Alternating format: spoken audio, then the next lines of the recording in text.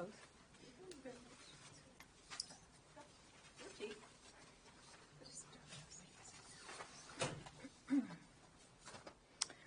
Buenos dias, good morning. Thank you for joining us together with members of the Democratic Women's Caucus on this last and final day of the Issues Conference.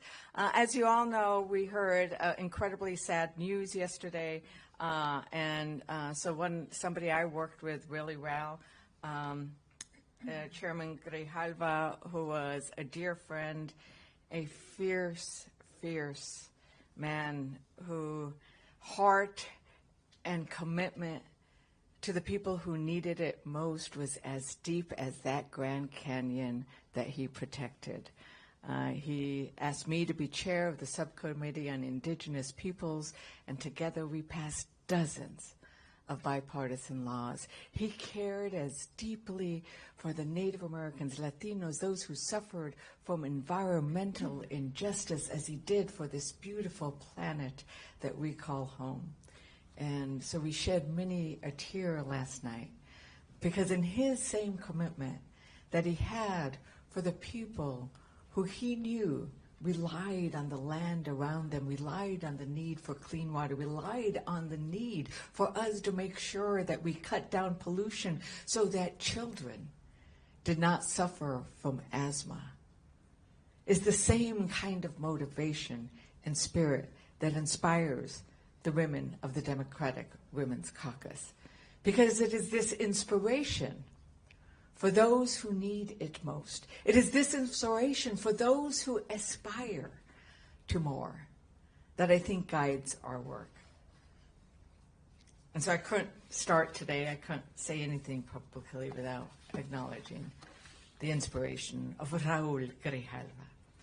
So, we're here after we had left Washington, D.C., where the House Republicans passed a funding bill that was basically a partisan attack on women and children. And we consider it a partisan attack because they walked away from a funding bill that was in the process of negotiation when Trump told them no. We like the idea of this continuing resolution, which strips much of the constitutional, congressional language that directs where spending can go. And Democrats in the House understood what it would mean to women, to families, to veterans, to women's health, to children.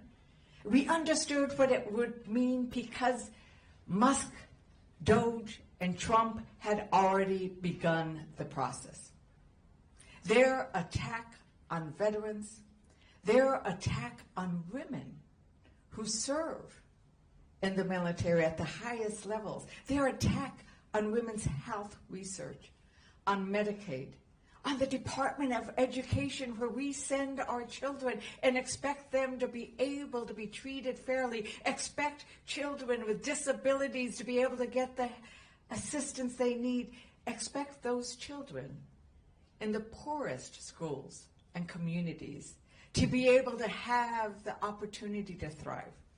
Because I think what you can understand about what women are about is about thinking about that future, about thinking about how do we make it possible for our children to actually grasp and live that American dream. And education is key. We do not rise, we do not thrive if we cannot get our children a quality education. But also, healthcare is key. When we strip the ability of 40% of the women in the country of their ability to have healthy babies because they got prenatal care, because they were able to give birth and then support that child with nutrition through the Women, Infant, and Children programs, when they know that those nutrition programs are going to continue so that their child will have enough food, that they will not be hungry in school, nor shamed. Because some children get shamed when they apply for food nutrition assistance in schools. So programs like in New Mexico, or last night we heard from Governor Whitmore, who described they did the same thing, where you provide universal school lunches for children so they are not hungry and they learn better. It is that kind of thinking about what do we need to move ahead. It is thinking for women about how Trump's policies just cost women and families too much. Let's face it, his tariffs are costing women and families too much, and women are often the ones who make the budget. We are the ones who go to the grocery stores. We are the ones who think about these costs on a daily basis, and Trump and his temper tantrum tariffs are costing women too much. He has done absolutely nothing to bring down the cost for families, but he has attacked women. He put us on that list. How dare you put us on a list of discouraged words? We are now on a list of discouraged words. Female, woman, females, because you need to make sure you get all those females. But on that list of discouraged words, is man or men on there? No. No. Only women are discouraged and attacked. So that's why when they go after research, they win and cut women's health research, right? And we are seeing them go after women as if though we are not qualified to do the work we do, when women know that when we make it, we actually had to push harder.